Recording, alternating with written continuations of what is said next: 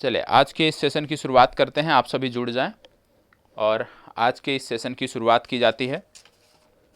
और आपको बता दें, कल का जो अभ्यास प्रश्न था लगभग जो रेगुलर हमारे छात्र हैं लगभग सभी ने जवाब दिया है, और कुछ लोगों ने गलत जवाब भी दिया है, जैसे स्नाइपर राइफल्स के बारे में। तो याद रखिएगा, फिनलैंड से हम ले रहे हैं स्नाइपर राइफल, ये करेक्ट कर लीजिएगा जिनका भी गलत है। और बाकी के जिन्होंने बेहतर जवाब दिया है, आप सबको आपकी परीक्षा के लिए, प्रारंभिक परीक्षा के लिए अग्रिम शुभकामनाएं।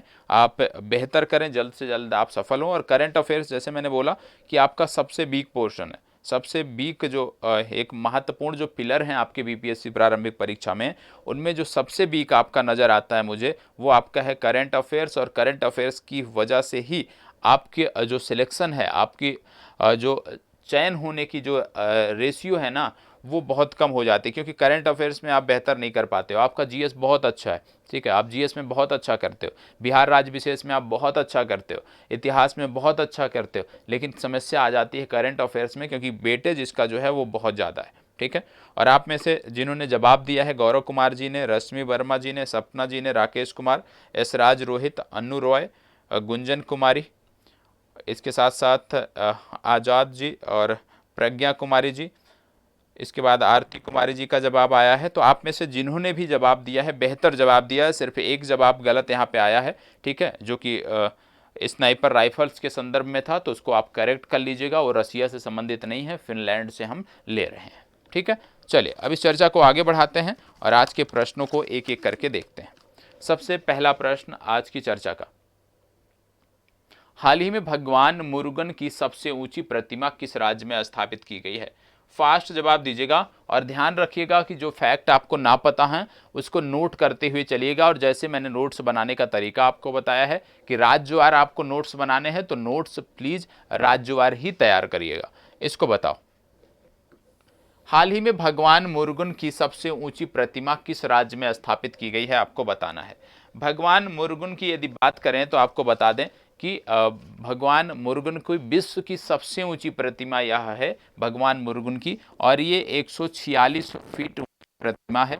और ये जो प्रतिमा है ये कहाँ स्थापित की गई है, यदि मैं बात करूं तो एक जिला पड़ता है, आप में से शायद राज्य का नाम कोई बता दे, सलेम नामक एक जिला पड़ता है। और सलेम नामक ये जो जिला है ये तमिलनाडु में पड़ता है। तो याद रखिएगा, ये जो प्रतिमा है ये सलेम जिले तमिलनाडु में स्थापित की गई है। इसका सही जवाब होगा तमिलनाडु, ठीक है। तो ये आपको पता होना चाहिए। चलिए बढ़ते हैं प्रश्न संख्या 2 पर। प्रश्न संख्या 2 देख लेते हैं क्या है। प्रश्न संख्या 2 है, हाल ही में भारतीय प्रधानमंत्री ने मतुआ धर्म महामेला को संबोधित किया, यह मेला किस राज्य से संबंधित है? अच्छा प्रश्न है, बताएं।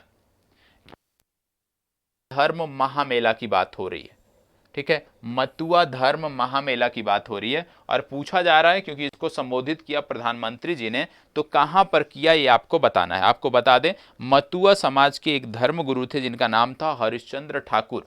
और हरिश्चंद्र ठाकुर को बोला जाता था कि ये भगवान विष्णु और भगवान कृष्ण के अवतार हैं। और जो इनके धर्म के मानने वाले लोग हैं, मतुआ समाज के जो लोग हैं, इनको बहुत आदर करते हैं और बहुत सम्मान के साथ इनको जो है पूजते हैं। तो आपको बता दें, 29 मार्च 2022 को 29 मार्च 2022 को भारतीय प्रधानमंत्री ने इस महामेला को संबोधित किया था। कहां से किया था ये आपको बताना है। फास्ट जवाब दीजिएगा, पश्चिम बंगाल, आंध्र प्रदेश, उत्तर प्रदेश या मध्य प्रदेश। इसका सही जवाब क्या होगा? याद रखिएगा, मतुआ समाज की बात आए, यदि मतुआ धर्म महामेला की बात आए, तो आपको पश्चिम बंगाल टिक करना है। इसका सही जवाब है ए विकल्प, पश्चिम बंगाल, ठीक है। चलिए आगे बढ़ते हैं, प्रश्न संख्या 3 देखते हैं। प्रश्न संख्या 3 की जब हम बात करते हैं तो क्या बोला जा रहा है, हाल ही में देवायतनम नामक मंदिर वास्तुकला पर सम्मेलन का उद्घाटन किस राज्य में किया गया? मंदिर वास्तुकला पर आधारित एक सम्मेलन था जिसका नाम था देवायतनम, ठीक है। तो चाहे ऐसे पूछ लिया जाए, मंदिर वास्तुकला पर सम्मेलन का आयोजन कहां पे किया गया, या पूछ लिया जाए देवायतनम का आयोजन कहां पे किया गया, दोनों एक ही चीज है। आपको बताना है कि इसका आयोजन कहां पर किया गया, आपको बताना है। फास्ट जवाब दीजिएगा। 4 राज्य दिए हैं, गुजरात, जम्मू कश्मीर, कर्नाटक, ओडिशा। देखो ओडिशा, अब उड़ीसा नहीं बोला जाता, इसको बोला जाता है ओडिशा। तो आप ये लिखने की आदत डालिएगा, ओडिशा। चलिए बताएं। देखो इस सम्मेलन का जो आयोजन है, याद रखिएगा, ये हम्पी में किया गया। हम्पी आप जानते हैं मंदिरों के लिए अपने प्रसिद्ध है, और हम्पी के जो मंदिर हैं ये आप जानते होंगे कि यूनेस्को की विश्व विरासत सूची में इनको शामिल किया जा चुका है। पूर्व में ही ये विश्व विरासत सूची में शामिल हैं। और हम्पी के जो मंदिर हैं या हम्पी जो स्थान है, ये देखने को कहाँ मिलता है? ये देखने को मिलता है कर्नाटक राज्य में। और इस प्रश्न का सही जवाब क्या होगा? इसका सही जवाब होगा सी विकल्प, कर्नाटक। ठीक है, चलिए प्रश्न संख्या 4, कोकबोरोक दिवस किस राज्य में मनाया जाता है? बताएं। आज का जो करंट अफेयर्स का लेवल है ना, वो थोड़ा सा टफ है। ठीक है, तो यदि आप आज के 25 प्रश्नों में सिर्फ 8 प्रश्न, 8 से 10 प्रश्न भी यदि आप सही कर लेते हैं तो आप बेहतर स्थिति में हैं। ठीक है, तो लेवल थोड़ा सा आज बेहतर है। तो यदि आप सिर्फ 8 से 10 प्रश्न भी सही कर लेते हैं तो भी आपकी चीजें बेहतर रहेंगी। इसको बताओ, कोकबोरोक दिवस किस राज्य में मनाया जाता है? बताएं। विशेष रूप से ये जो कोकबोरोक है ये एक भाषा है, याद रखिएगा। कोकबोरोक एक भाषा है जो इस राज्य की जनजातियों द्वारा, जो इस राज्य की जनजातियां हैं, बहुतायत मात्रा में जो जनजातियां हैं वो इसी भाषा का प्रयोग करती हैं। बताएं, तो ये किस राज्य से संबंधित है, यह आपको बताना है। और इसको वर्ष 1979 में एक भाषा के रूप में मान्यता मिली है संबंधित राज्य में। तो ये राज्य कौन सा है? ये राज्य है त्रिपुरा, याद रखिएगा, ये राज्य है आपका त्रिपुरा। एक और जनजाति आपको याद रखना है, कोन्याक जनजाति। और ये कोन्याक जनजाति जो है ये बड़ी योद्धा जनजाति है और ये नागालैंड से संबंधित है, इसको भी याद रखिएगा। नागालैंड के अतिरिक्त ये अरुणाचल प्रदेश में पाई जाती है, म्यांमार के कुछ क्षेत्रों में पाई जाती है। तो कोन्याक जनजाति को भी आपको याद रखना है। लेकिन कोकबोरोक भाषा की बात करें या कोकबोरोक दिवस की बात करें तो ये मनाया जाता है त्रिपुरा में। कब मनाया जाता है कोकबोरोक भाषा दिवस? याद रखिएगा 19 जनवरी को मनाया जाता है। कब मनाया जाता है? 19 जनवरी को मनाया जाता है कोकबोरोक भाषा दिवस। इसको भी आपको याद रखने की जरूरत है। चलिए प्रश्न संख्या 5, हाल ही में सोजत मेहंदी को जीआई टैग दिया गया, यह किस राज्य से संबंधित है? देखो जीआई टैग वाले प्रश्न महत्वपूर्ण हैं और आज जो हम बात करने वाले हैं वर्ष 2021 के प्रमुख और 2022 के प्रमुख जीआई टैग की बात करेंगे। तो बताएं, सोजत मेहंदी को जीआई टैग दिया गया, ये किस राज्य से संबंधित है? आपको बताना है। फास्ट जवाब दीजिएगा, किस राज्य से संबंधित है? किस राज्य से संबंधित है आपको बताना है। फास्ट जवाब दीजिएगा।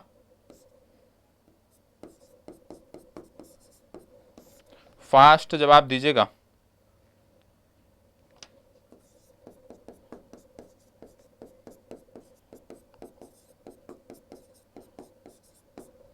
फास्ट जवाब दीजिए, सभी को देना है।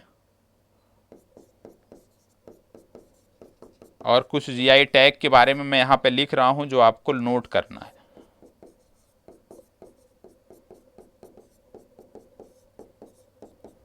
चलो देखो, सोजत मेहंदी की बात करें, 2021 में जीआई टैग दिया गया सोजत मेहंदी को। और सोजत मेहंदी का संबंध है राजस्थान से।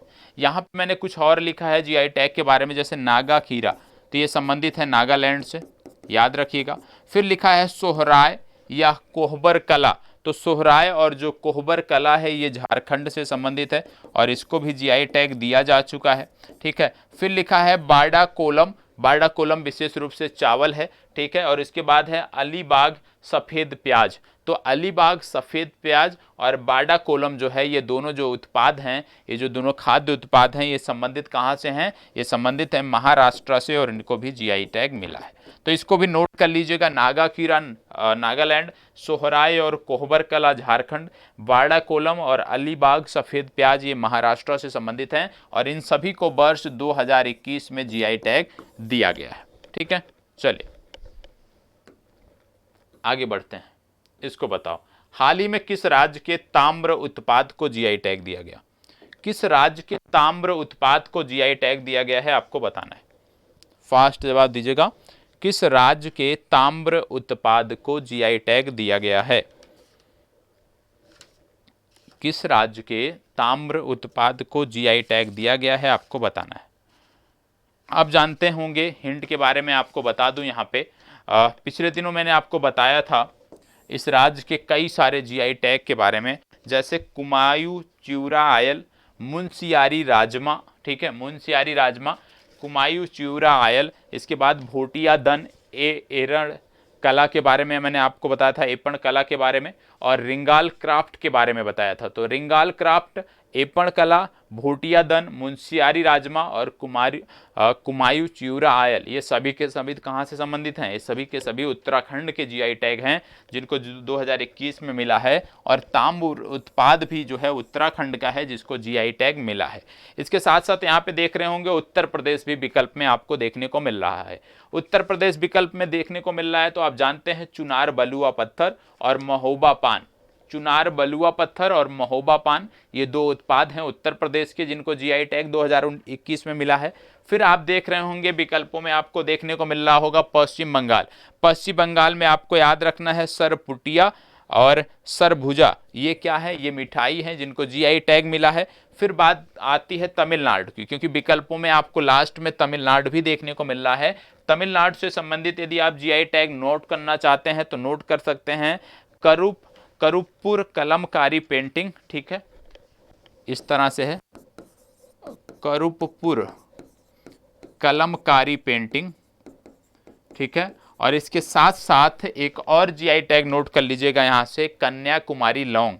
तो कन्याकुमारी लौंग और करुप्पुर कलमकारी पेंटिंग ये तमिलनाडु के हैं जिनको जीआई टैग मिला है, ठीक है। तो जीआई टैग से संबंधित प्रश्न अक्सर पूछे जाते हैं तो उसको आपको याद रखना है। हाल ही में बंचुआ त्योहार किस राज्य में मनाया गया?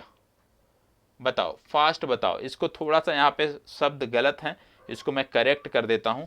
ये आपको ऐसे देखने को मिलता है बांचुआ, ठीक है। तो बताएं बांचुआ त्योहार किस राज्य से संबंधित है, आपको बताना है। फास्ट जवाब दीजिएगा, बांचुआ त्योहार जो है ये किस राज्य से संबंधित है। और आपको बता दें ये जो त्योहार है अच्छी फसल होने की खुशी में मनाया जाता है। विशेष रूप से जनजातीय त्योहार है, एक प्रमुख जनजाति है जो इसको मनाती है, उसका नाम है तिवा जनजाति, ठीक है। तिवा नामक एक ट्राइब्स है जो इसको मनाती है और ये मनाया जाता है कॉर्बी आंगलोंग जिले में।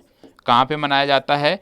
कॉर्बी आंगलोंग जिले में मनाया जाता है। और कॉर्बी आंगलोंग जिला कहाँ पे पड़ता है? ये पड़ता है आसाम में। तो इसका सही उत्तर क्या हो जाएगा? इसका सही उत्तर हो जाएगा सी विकल्प, आसाम। याद रखिएगा बांचुआ त्योहार तिवा जनजाति से संबंधित है, अच्छी फसल उत्पादन के लिए मनाया जाता है, कॉर्बी और लौंग जिले में मनाया जाता है। और कॉर्बी और लौंग जिला जो है वो असम का एक जिला है। चलिए आगे बढ़ते हैं, इसको बताओ। हाल ही में किस शहर को शिल्प और लोक कला के क्षेत्र में यूनेस्को के रचनात्मक शहरों के नेटवर्क में जगह दिया गया? क्या बोला जा रहा है? हाल ही में किस शहर को शिल्प और लोक कला के क्षेत्र में यूनेस्को के रचनात्मक शहरों के नेटवर्क में जगह दिया गया? याद रखिएगा किस क्षेत्र में बात हो रही है? बात हो रही है शिल्प और लोक कला के क्षेत्र में बात हो रही है। आपको बता दें शिल्प और लोक कला की जब बात करते हैं तो इस क्षेत्र में वर्ष 2015, ठीक है, वर्ष 2015 में सबसे पहले जयपुर को शामिल किया गया था, ठीक है। और फिर बात आती है 2021 की, तो यहां पे जो आपको याद रखना है जिसको शामिल किया गया वो है आपका श्रीनगर। तो याद रखिएगा श्रीनगर और जयपुर दोनों को एक ही कैटेगरी में शामिल किया गया है, लेकिन जयपुर को 2015 में और श्रीनगर को 2021 में। तो इसका सही जवाब हो जाएगा श्रीनगर। इसके साथ साथ आपको बता देते हैं इस प्रकार के जो प्रश्न आते हैं उनके बारे में बात कर लेते हैं। सबसे पहले आपको देखने को मिलता है यहाँ पे कि जैसे बोला गया है यूनेस्को के रचनात्मक शहरों के नेटवर्क में, तो आपको देखने को मिलता है इसमें मुंबई भी शामिल है, इसमें हैदराबाद भी शामिल है, ठीक है। मुंबई हो गया, हैदराबाद हो गया, और इसके साथ साथ आपको देखने को मिलता है चेन्नई भी इसमें शामिल है, इसमें वाराणसी भी शामिल है। तो कौन सा किस कैटेगरी में शामिल है वो आपको पता होना चाहिए। जैसे मुंबई की बात करें तो फिल्मों की कैटेगरी में ये शामिल है, ठीक है। हैदराबाद की जब आप बात करते हैं तो नोट कर लीजिएगा गैस्ट्रोनॉमी के क्षेत्र में इसको वर्ष 2019 में शामिल किया गया, गैस्ट्रोनॉमी के क्षेत्र में। ठीक है। यूनेस्को के रचनात्मक शहरों की लिस्ट में हैदराबाद को शामिल किया गया, चेन्नई को 2017 में शामिल किया गया और वाराणसी को भी 2015 में शामिल किया गया। और चेन्नई और वाराणसी जिस कैटेगरी में शामिल हुए हैं उसकी यदि हम बात करते हैं तो संगीत का रचनात्मक शहर जो है इनको शामिल किया गया है, संगीत के रचनात्मक शहरों के रूप में इनको जोड़ा गया है। ठीक है, चलिए आगे बढ़ते हैं। हाल ही में चेरी ब्लाज्म फेस्टिवल का आयोजन कहाँ किया गया?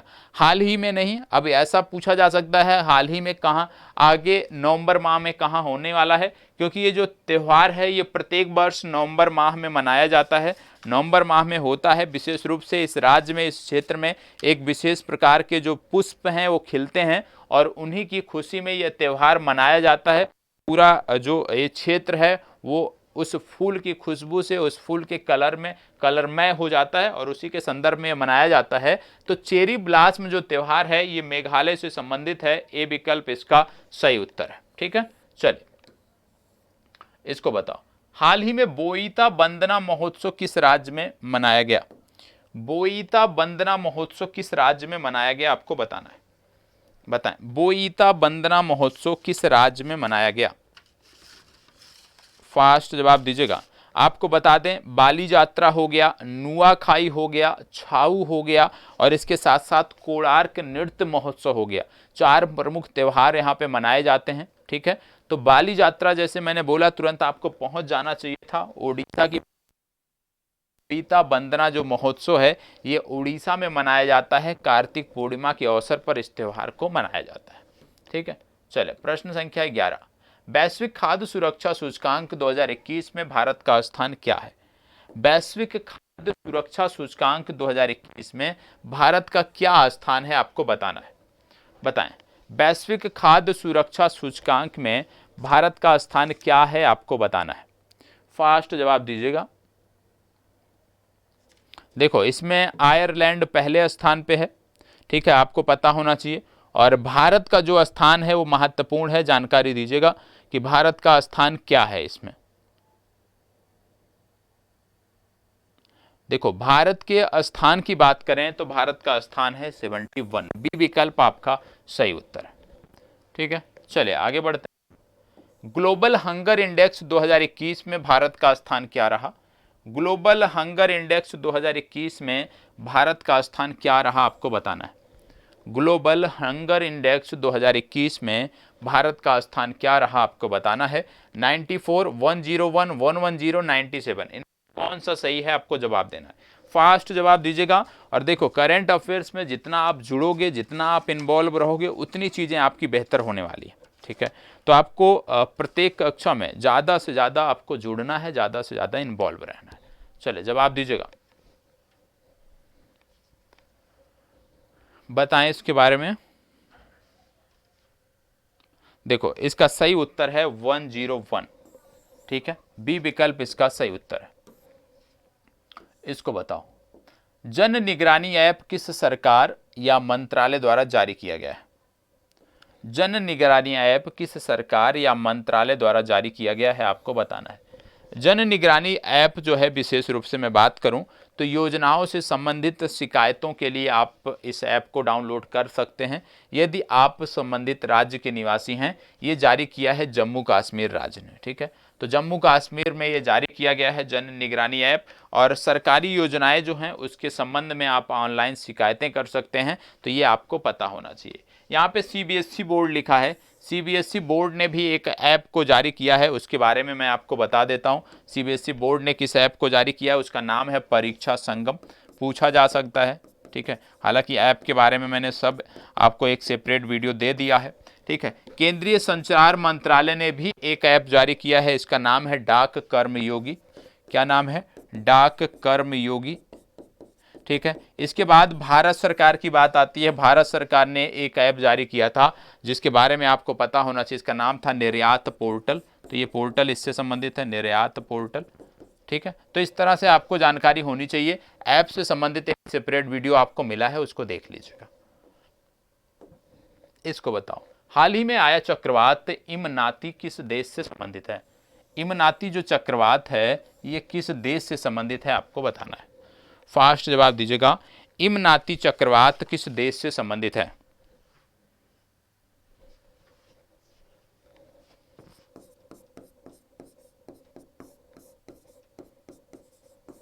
फास्ट जवाब दीजिएगा, किस देश से संबंधित है आपको बताना है। इमनाती चक्रवात किस देश में आया था। देखो बात हो रही है इमनाती चक्रवात की, तो आपको बता दें कि जो इमनाती चक्रवात है ये मेडागास्कर से संबंधित था, और मेडागास्कर में इमनाती के अलावा वातसिराई और एवा नामक चक्रवात भी हाल ही में आया था। तो पिछले 1 वर्षों में 3 महत्वपूर्ण चक्रवात जिन्होंने मेडागास्कर में तबाही मचाई वो थे इमनाती, वातसिराई और एवा। ये तीनों आपको पता होना चाहिए। क्या ईरान देश में भी कोई चक्रवात आया था? जी हाँ, ईरान के साथ साथ एक देश है ओमान, तो ईरान और ओमान में जो चक्रवात आया था उसका नाम था शाहीन। ठीक है, शाहीन नामक चक्रवात ईरान और ओमान में आया था। अमेरिका में कोई चक्रवात आया था, आप जानते हैं बहुत ही तबाही इसने मचाई थी, इसका नाम था ईडा चक्रवात। तो ईडा चक्रवात आया था अमेरिका में। फिर बात आती है फिलीपींस में, आपको बता दें जापान है, फिलीपींस है और चीन है। इन तीनों देशों में एक चक्रवात आया था जो बहुत तबाही मचाया था, और उसका नाम आपको पता होना चाहिए, इसका नाम है इन्फा। क्या नाम है? इन्फा नामक जो चक्रवात है ये फिलीपींस, जापान और चीन को प्रभावित किया था। तो ये चक्रवात हैं जो आपको पता होना चाहिए। आगे भी जो प्रमुख चक्रवात हैं उनके बारे में एक सेपरेट वीडियो आपको मिल जाएगी। हाल ही में निम्नलिखित में से किसे राज्यसभा में मनोनीत किया गया है? इनमें से किसे राज्यसभा में मनोनीत किया गया है आपको बताना है। बताएं, इनमें से किसे राज्यसभा में मनोनीत किया गया है? फास्ट जवाब दीजिएगा, किसे राज्यसभा में मनोनीत किया गया है? किसे राज्यसभा में मनोनीत किया गया है? बताएं, राज्यसभा में किसे मनोनीत किया गया है ये आपको बताना। आप जानते हैं 4 लोगों को राज्यसभा में मनोनीत किया गया था, और उस दौरान मैंने आपको बताया था। सबसे पहले विजेंद्र प्रसाद मैंने आपको बताया था, याद होगा। मैंने पीटी उषा का नाम आपको बताया था, शायद आपको याद हो। पीटी उषा के बाद वीरेंद्र हेगड़े का नाम मैंने आपको बताया था, और वीरेंद्र हेगड़े के साथ साथ इलैया राजा। तो याद रखिएगा, इनका सही जवाब है इस प्रश्न का ए विकल्प, इलैया राजा। इनको राज्यसभा में मनोनीत किया गया। इनके साथ 3 अन्य लोग थे जिनमें पीटी उषा शामिल हैं, विजेंद्र प्रसाद शामिल हैं और वीरेंद्र हेगड़े शामिल हैं। इन चारों लोगों का नाम आपके लिए महत्वपूर्ण है, ठीक है, क्योंकि ये मनोनीत किए गए हैं। इसके साथ साथ यहाँ पे आप देख रहे होंगे जीव मिल्खा सिंह का नाम याद आ रहा लिखा हुआ है। जीव मिल्खा सिंह क्या है? एक गोल्फर रहे हैं, और जीव मिल्खा सिंह के बारे में एक फैक्ट आप नोट कर सकते हैं कि गोल्डन वीजा प्राप्त करने वाले ये विश्व के पहले गोल्फर हैं। गोल्डन वीजा प्राप्त करने वाले विश्व के पहले गोल्फर जो हैं वो हैं जीव मिल्खा सिंह। इनका नाम आपको पता होना चाहिए। गीता गोपीनाथ की बात करें तो पूर्व अर्थशास्त्रियों की जो दीवार है उसमें इनका भी जो नाम है वो दर्ज हुआ है। ये आपके लिए महत्वपूर्ण है, इसको बताइए। हाल ही में किस महिला को गूगल द्वारा भारत की पब्लिक पॉलिसी प्रमुख नियुक्त किया गया है? गूगल द्वारा भारत की पब्लिक पॉलिसी प्रमुख किसे नियुक्त किया गया है आपको बताना है। फास्ट जवाब दीजिएगा, फास्ट जवाब आपको देना है। देखो, सबसे पहली बात, कोई भी प्रश्न आए उसको कम से कम 2 बार पढ़ना होता है, और जब 2 बार आप पढ़ते हैं ना तो जो प्रश्न है उसकी मांग को आप समझ पाते हैं। और यहाँ पे यदि हम बात करें तो इसका सही उत्तर है अर्चना गुलाटी, रट जाइएगा, ठीक है।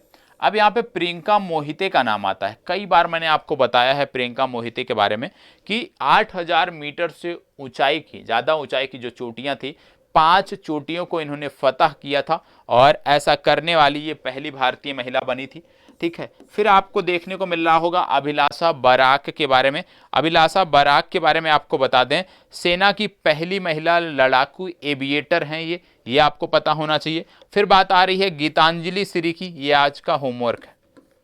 गीतांजलि श्री का संबंध किस देश से है और हाल ही में ये क्यों चर्चा में थी? और ये क्वेश्चन जो है ये मोस्ट इंपॉर्टेंट क्वेश्चन है, गीतांजलि श्री वाला। तो गीतांजलि श्री का संबंध किस क्षेत्र से है और वैश्विक संदर्भ में ये चर्चा में क्यों थी, ये आप कमेंट बॉक्स में हमें बताओगे। चले इसको बताओ। हाल ही में एनटीपीसी ने किस राज्य में रामागुंडम फ्लोटिंग सोलर प्रोजेक्ट को मंजूरी दी है? रामागुंडम फ्लोटिंग सोलर प्रोजेक्ट को कहां पर मंजूरी दी गई है आपको बताना है। बताएं, रामागुंडम फ्लोटिंग सोलर प्रोजेक्ट को कहां पर मंजूरी दी गई है? तेलंगाना, आंध्र प्रदेश, गुजरात या दिल्ली? इन चारों में से कौन सा सही है ये आपको बताना है। फास्ट जवाब दीजिएगा, इन चारों में से कौन सा सही है। चलें, देखो यहां पे दिया है आंध्र प्रदेश। आंध्र प्रदेश की बात करें तो यहां पे एक स्थान है भीमावरम, और भीमावरम में आप जानते हैं अल्लूरी सीताराम राजू की एक प्रतिमा स्थापित की गई थी, प्रधानमंत्री ने इसका जिक्र किया था। तो ये आपको पता होना चाहिए कि अल्लूरी सीताराम राजू की प्रतिमा कहाँ स्थापित की गई? भीमावरम, आंध्र प्रदेश में स्थापित की गई। यहाँ पे आपको गुजरात दिख रहा होगा, तो आपको पता होगा गुजरात के कलोल में क्या था? गुजरात के कलोल में एक संयंत्र स्थापित किया गया है जिसको बोलते हैं नैनो तरल यूरिया संयंत्र, ठीक है। फिर आपको दिल्ली दिख रहा होगा, दिल्ली के संदर्भ में आपको पता होना चाहिए कि दिल्ली में जो इंदिरा गांधी अंतर्राष्ट्रीय हवाई अड्डा है, ये भारत का पहला हरित ऊर्जा से चलने वाला हवाई अड्डा है। ये आपको पता होना, हरित ऊर्जा से संचालित होने वाला भारत का पहला हवाई अड्डा है इंदिरा गांधी अंतर्राष्ट्रीय हवाई अड्डा। अब बात आ रही है तेलंगाना की, तो रामागुंडम फ्लोटिंग सोलर प्लांट जो है ये तेलंगाना से संबंधित है। ए विकल्प इसके लिए सही उत्तर है। इसको बताओ, हाल ही में किस राज्य में गर्भवती महिलाओं की देखभाल के लिए आंचल, अंचल नहीं है ये आंचल है, आंचल नामक अभियान प्रारंभ किया गया है? और मुझे याद है आज मैं इस प्रश्न का जिक्र दूसरी या तीसरी बार कर रहा हूं, बताएं। फास्ट जवाब दीजिएगा, किस राज्य से संबंधित है? किस राज्य से संबंधित है आपको बताना है। किस राज्य से संबंधित है आपको बताना है। मुझे याद है मैं दूसरी या तीसरी बार इसकी चर्चा आपके साथ कर रहा हूं। देखो, जम्मू कश्मीर, बिहार, हरियाणा, राजस्थान, 4 विकल्प आपको दिए हुए हैं, ठीक है। आप जानते हैं इसमें हरियाणा दिया हुआ है। हरियाणा के संदर्भ में आप याद कर सकते हैं कि सुजुकी इंडिया लिमिटेड ने हरियाणा में अपनी मानेसर शाखा में एशिया का सबसे बड़ा 20 मेगावाट का सौर ऊर्जा संयंत्र स्थापित किया है। यह आपको पता होना चाहिए। आपको दिख रहा होगा बिहार, बिहार में आपको पता है एक स्थान है रक्सौल, और रक्सौल में 5 जून को आप जानते हैं केंद्रीय स्वास्थ्य एवं परिवार कल्याण और रसायन और उर्वरक मंत्री जो कि हमारे हैं मनसुख मांडविया ने FSSAI की राष्ट्रीय खाद्य प्रयोगशाला का उद्घाटन किया था। तो याद रखिएगा, FSSAI की राष्ट्रीय खाद्य प्रयोगशाला का उद्घाटन कहाँ किया गया? रक्सौल में किया गया। और इस प्रश्न का उत्तर क्या होगा? राजस्थान इसका सही उत्तर होगा। चलिए आगे बढ़ते हैं। हाल ही में किस राज्य के कायमकुलम में भारत की सबसे बड़ी तैरती सौर ऊर्जा परियोजना का संचालन शुरू हुआ है? कायमकुलम कहां पर है? किस राज्य से संबंधित है कायमकुलम? बताएं, किस राज्य से संबंधित है कायमकुलम?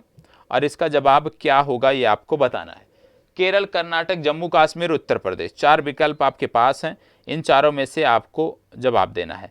आप जानते हैं जब बात आती है जम्मू कश्मीर की तो आपको उधमपुर याद आना चाहिए। क्यों?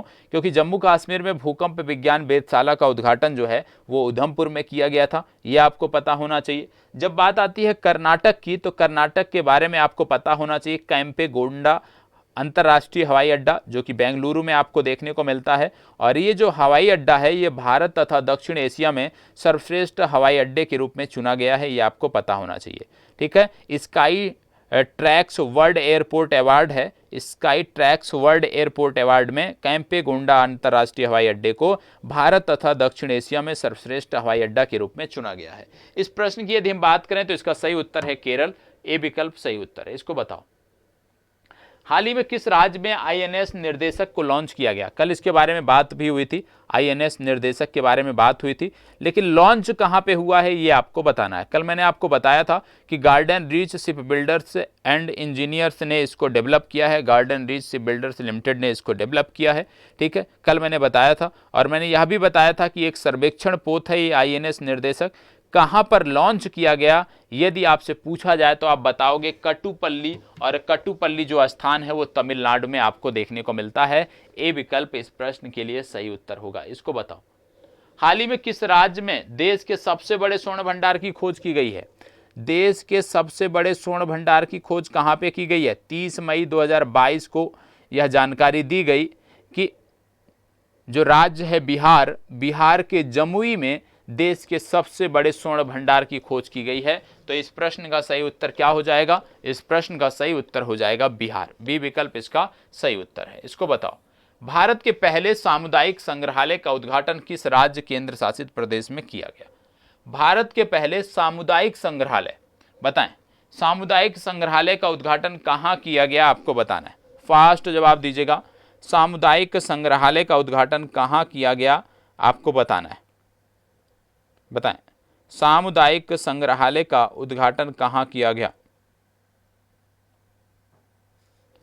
आप जानते हैं एक गांव पड़ता है ससोमा,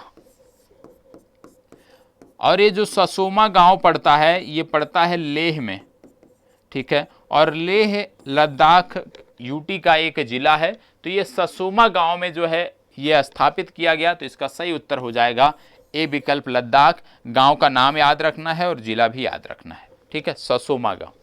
चलिए आगे बढ़ते हैं। हाल ही में बिहार सरकार ने 15 फरवरी को शहीद दिवस के रूप में मनाने का निर्णय किया है। 15 फरवरी 1932 को किस स्थान पर पुलिस फायरिंग में 34 स्वतंत्रता सेनानी शहीद हुए थे? बहुत महत्वपूर्ण प्रश्न है, बहुत महत्वपूर्ण प्रश्न है। बताएं, किस स्थान पर ये लोग शहीद हुए थे, आपको बताना है। मुंगेर, रोहतास, नवादा, कैमूर, किस जिले से संबंधित है वो स्थान, आपको बताना है। ये प्रश्न महत्वपूर्ण है आपकी परीक्षा के लिए। चले जवाब दीजिएगा। यह स्थान है तारापुर, और तारापुर कहां पे पड़ता है? स्थान का नाम है तारापुर, और तारापुर जो स्थान है ये पड़ता है मुंगेर में। तो इसका सही जवाब होगा मुंगेर, ठीक है। आगे बढ़ते हैं, इसको बताओ। खिजड़िया पक्षी अभ्यारण्य किस राज्य से संबंधित है? बताओ, खिजड़िया पक्षी अभ्यारण्य किस राज्य से संबंधित है? फास्ट जवाब आपको देना है। खिजड़िया पक्षी अभ्यारण्य किस राज्य से संबंधित है? बताइएगा, खिजड़िया पक्षी अभ्यारण्य किस राज्य से संबंधित है? उत्तर प्रदेश, गुजरात, महाराष्ट्र, तेलंगाना? बताएं। देखो, खिजड़िया पक्षी अभ्यारण्य की बात करते हैं तो ये संबंधित है गुजरात से, ठीक है। चलिए आगे बढ़ते हैं, और आज का लास्ट प्रश्न। हाल ही में केंद्रीय विज्ञान एवं प्रौद्योगिकी मंत्री ने देश के पहले ओपन रॉक संग्रहालय का उद्घाटन किस शहर में किया? ओपन रॉक संग्रहालय का उद्घाटन किस शहर में किया गया है, आपको बताना है। फास्ट जवाब दीजिएगा। देश के पहले ओपन रॉक संग्रहालय का उद्घाटन कहां किया गया, आपको बताना है। देश के पहले ओपन रॉक संग्रहालय का उद्घाटन कहां किया गया है, आपको बताना है। चलें, फास्ट जवाब दीजिएगा। देश के पहले ओपन रॉक संग्रहालय का उद्घाटन कहां किया गया? तो याद रखिएगा, देश के पहले ओपन रॉक संग्रहालय का उद्घाटन हैदराबाद में किया गया। आपके लिए आज का अभ्यास प्रश्न, अभ्यास प्रश्न क्या है देखिएगा, इसको स्क्रीनशॉट आप ले लीजिएगा। हाल ही में चर्चा में रहा सार्क वे नामक स्थान किस देश से संबंधित है? स्क्रीनशॉट ले लीजिएगा और इसका जवाब सभी को देना है। हाल ही में चर्चा में रहा सार्क वे नामक स्थान किस देश से संबंधित है? सार्क वे नामक स्थान किस देश से है ये आपको बताना है, और अनिवार्य रूप से सभी को जवाब देना है। 2 होमवर्क आज आपके हैं, एक तो ये अभ्यास प्रश्न, दूसरा गीतांजलि श्री के बारे में, ठीक है। गीतांजलि श्री के बारे में आपको बताना है, और ये आपको बताना है सार्क बे के बारे में। और आप में से किसी ने भी, जो आपसे कल पूछा गया था रामसर साइट, जो नए रामसर साइट थे उनके बारे में किसी ने भी डिटेल नहीं लिखा है, ठीक है, कि कौन कौन से रामसर साइट जोड़े गए हैं। तो कल की क्लास में इसको मैं जोड़ दूंगा, तो आप इसको जरूर देख लीजिएगा, और आज कमेंट बॉक्स में मैं अभी शेयर कर दूंगा। तो ये जरूरी है, क्योंकि आपने संख्या तो बता दी, बहुत सारे लोगों ने संख्या बता दी, किस राज्य में सर्वाधिक हैं वो भी आपने बता दिया, लेकिन ये आपने नहीं बताया कि कौन कौन से जोड़े गए हैं। तो वो मैं आपको जानकारी दे दूंगा, लेकिन आपकी जिम्मेदारी है गीतांजलि श्री के बारे में और सार्क वे कहाँ से संबंधित है ये आप दीजिए। देखो, जब आप इन्वॉल्व रहोगे भैया, देखो किसने सही जवाब दिया कमेंट बॉक्स में, मैंने आपको बता दिया। कक्षा की शुरुआत होती है वहीं से होती है, ठीक है। अब यदि आप जवाब नहीं देते हो तो नुकसान आप अपना करते हो, क्योंकि आप याद रखो, आप एक बार करके देख लो कि जो चीज़ें लाइफ में आपने अपने से पढ़ी होंगी, ठीक है, भले ही बचपन में पढ़ी हो, लेकिन खुद से पढ़ी होगी, खुद की जिज्ञासा से जो चीज़ों को जानने का आपने प्रयास किया होगा, वो चीज़ें आज तक आप भूले नहीं होंगे। और जब अपनी जिज्ञासा से, अपनी रुचि से हम कुछ पढ़ते हैं, स्वयं से पढ़ते हैं, तो वो जो है हम भूलते नहीं। कोई बताता है तो वो हम भूल सकते हैं, लेकिन जो हम स्वयं से पढ़ते हैं ना, वो हम नहीं भूलते हैं। और इसीलिए आपको अभ्यास प्रश्न दिया जाता है कि आप इन्वॉल्व रहो, थोड़ा सा जो है आप एक्टिव रहो, क्योंकि यदि आप एक्टिव रहोगे तो चीज़ें आपकी बेहतर होंगी। तो आज की इस चर्चा को यहीं पे समाप्त करते हैं, और ये सेशन हमारा इसी प्रकार से चलता रहेगा। और बार बार कह रहा हूं, सिर्फ नोट्स बनाते चलो, टेंशन नहीं लेना है। एग्जाम के एक सप्ताह पहले 15 तारीख को आप किसी भी पुस्तक का वार्षिकांक खोलकर देख लीजिएगा। यदि आपके प्रश्न नहीं बनेंगे फिर आप हमें बताइएगा, ठीक है। चलिए, इस चर्चा को यहीं पे समाप्त करते हैं। आप में से किसी के कोई प्रश्न हैं, कोई डाउट हैं, तो आप कमेंट बॉक्स के माध्यम से पूछ सकते हैं। निश्चित रूप से आपके प्रत्येक कमेंट का मैं स्वयं जवाब देता हूं और प्रत्येक कमेंट को देखता हूं, ठीक है। चलिए, धन्यवाद।